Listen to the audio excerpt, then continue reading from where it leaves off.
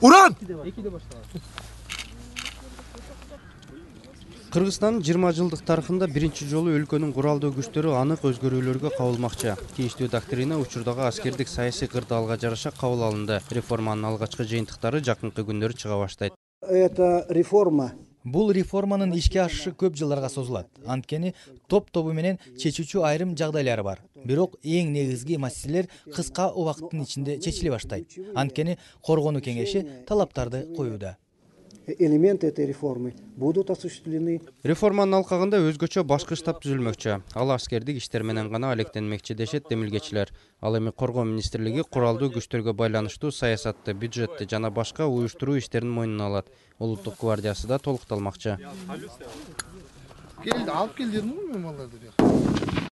2013 года 2013 жылдагы жаңы улуттук гвардиясы эки курамдын биригүүсүнөн түзүлөт. Ал учурдагы улуттук гвардиясы жана ички иштер министрлигинин ички аскерлеринен түзүлөт. внутренних войск Министерства внутренних дел. Улуттук гвардия тууралуу мыйзам менен куралдуу күчтөрү жана коргоо мыйзамына өзгөртүүлөрдү, толуктоолорду киргизүү боюнча мыйзам долбоору даярдалып талкууланууда. Аскердик демилгени ишке ашыруу үчүн чет элдик адистер жардам берүүгө даяр.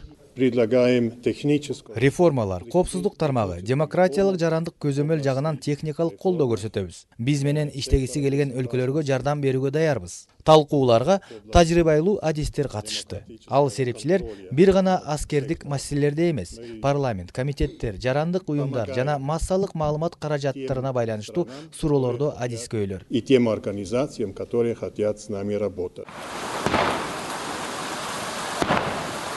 Мындай реформаны өлкө ийгемендүүлүккө жетишкенден тарта ишке ашырыш керек беле деген суроо жаралат. Анткени 99-2001 жылдардагы Баткен окуясында куралдуу күчтөрдүн жетишпеген тараптары ортого чыкты. Бул жагынан өлкөдө тажрыйба бар.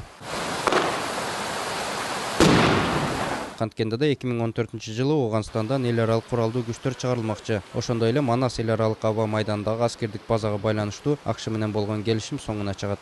Кыргызстан со своей стороны. Кыргызстан өз учурунда Ооганстандагы кырдаалды жөнгө салууда катышуучу өлкө катары келишимдеги милдеттерин 100% аткарды. 2014 жылы бул келишимдин мөөнөтү аяктайт. Мен дагы бир ирет расмий түрдө белгилейм. Эл аралык аба майданында аскердик курам болбошу керек. И парламент принял это решение.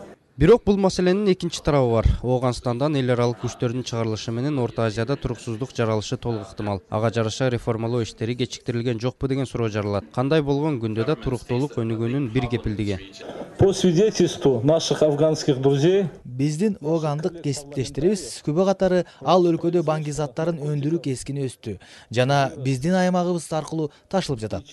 Салыштырмалуу наркотрафик өнүгөт. Бул Ооганстанга жакын аймактарга туруксуздук алып келет. он несет нестабильность. Куралдуу күчтөрдөгү өзгөрүүлөрдүн алкагында өзүнчө түзүлгөн штаб башкы командачыга, башкача айтканда президентке баш ийет. Ички аскерлер Ички иштер министрлигинен чыгарылып, улуттук гвардияга кошулат жана жаңы функцияланган улуттук гвардиясы жаңы түзүлүп жаткан штабтын башкаруусуна өтөт. Ал эми Коргоо министрлиги кандай иштерди аткарат, учурда талкууланууда.